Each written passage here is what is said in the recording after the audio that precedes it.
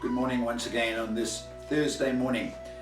We're continuing again in our journey through Philippians chapter 1. And we've reached the second part of verse 28 this morning, where we read that this is a sign.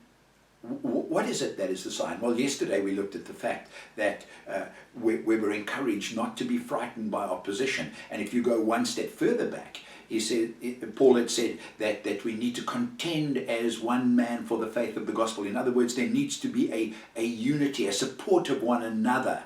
And Paul now gets to the point where he says this: the support of one another despite opposition that we might face. He says, this is a sign to them, to those who oppose you, that they will be destroyed, but that you will be saved, and that by God.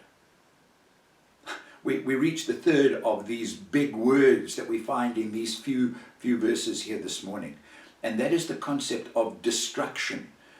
Destruction of people who oppose the gospel. We can easily celebrate being saved. We can celebrate when someone comes to what we call salvation. But to think in terms of destruction, doesn't that feel horrible? I have loved ones who oppose the gospel, the faith of the gospel.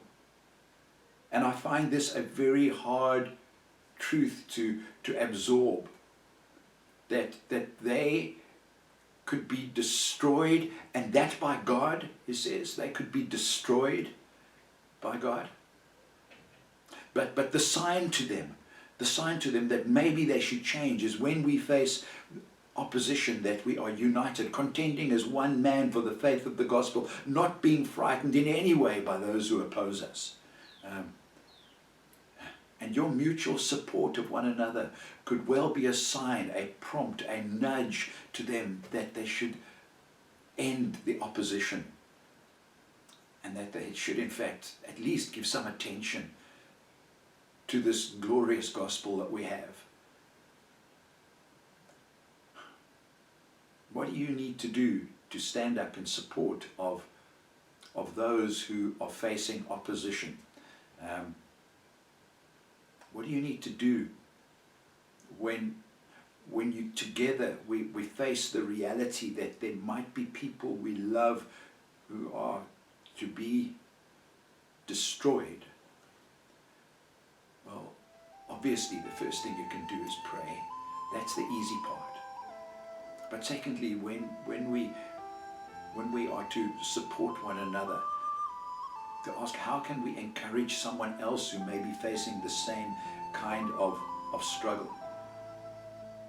And then thirdly, how can we actually stand alongside people who are in the struggle, facing opposition? And how can we lovingly reach out to those who have the potential to be destroyed?